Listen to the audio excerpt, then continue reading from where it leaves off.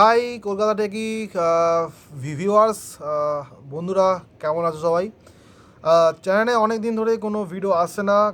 তার রিজনটা হচ্ছে যে বাবার একটা অপারেশন হয়েছে কোমরে, এবং তার জন্য আমাকে এখন বাড়িতে থেকে তার সেবা শুশ্রূষা এই সমস্ত কিছু করতে হচ্ছে। Doctor check up.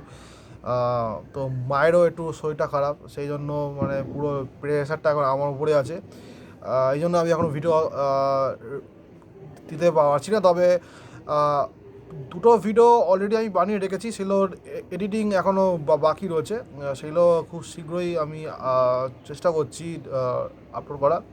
তো তোমাদের সবাইকে এটাই বলবো যে এখনও আমি আছি, এখনও আমি চ্যানেল বন্ধ করে যাইনি, আমি আছি। একটু পরিস্থিতিটা একটু ঠিক হোক, তারপরে আমি আবারও ব্যাক করব। এবং তোমরা সবাই ভালো থেকো, এবং তোমাদের সকলকে জানাই সরস্বতী পুজোর আগাম শুভেচ্ছা।